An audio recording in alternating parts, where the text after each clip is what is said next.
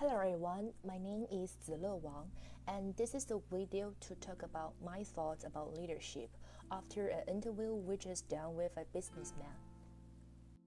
So for the question 1, why I choose this man? The man I choose for my interview is Mr. Huang, which is the top boss of the CAV audio company in Guangzhou, China.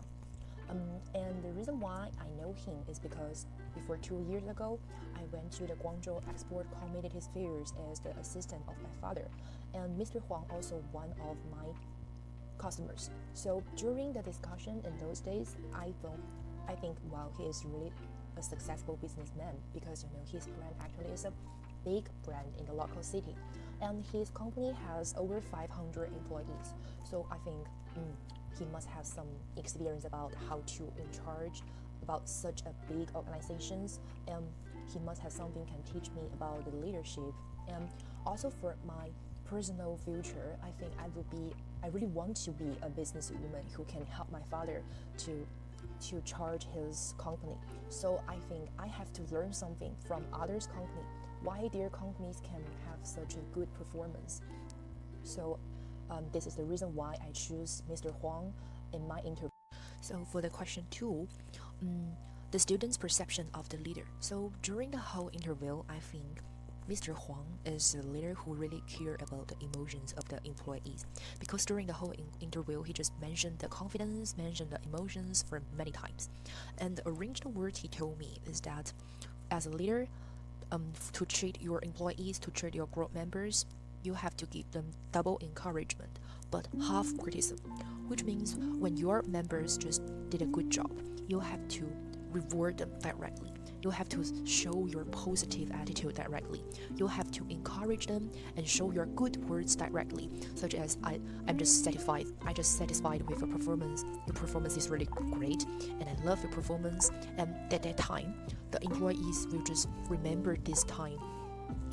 We just remember this emotion, and they will be look forward to doing a better job in the next time. But however, if the employees just did some bad or they just make some mistake, maybe at that time you cannot just say the bad words directly, because you can just mention a little, and because of the guillotine, the older employees will understand what you want to say, and they will know that they have to do something to make up for their mistake. So for the whole words, the Mr. Huang just let me know that the confidence of the employee is really easy to build up. You can just give some positive words, then they can be confident. But however, the confidence also be really easy to broken. So the confidence of the employees is the key words of the successful business. You must to know how to keep the confidence of the employees.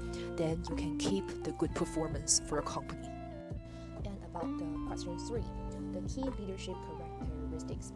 Because Mr. Huang didn't major in the leadership, and he also didn't learn some leadership theories, so the next words I will talk just from my observations about Mr. Huang. Mr. Huang, as I think, his characteristic is a little complicated, because sometimes he is a participative leader who is just encourage many different opinions, but sometimes he seems a directive leader.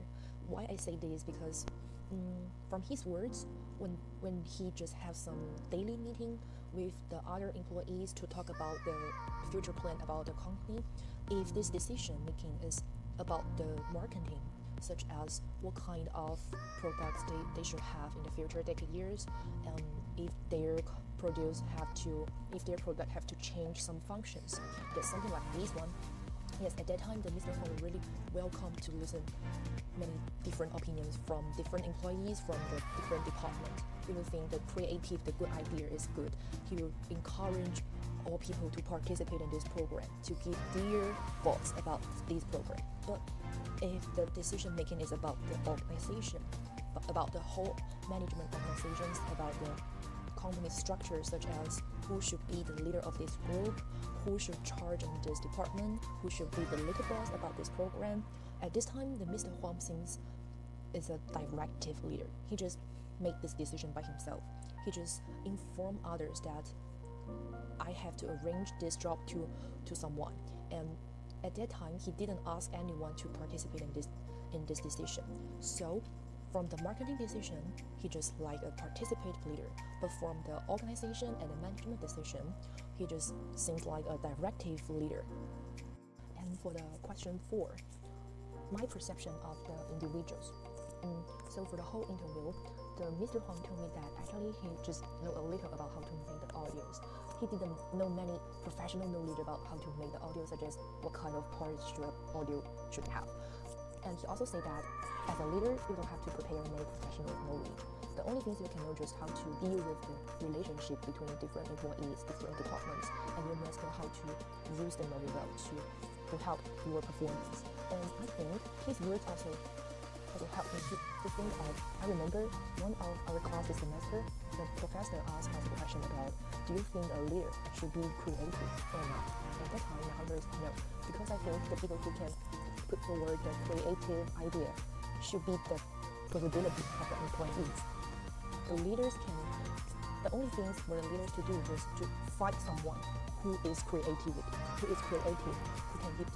can give new ideas. Yes, that's all we have to do.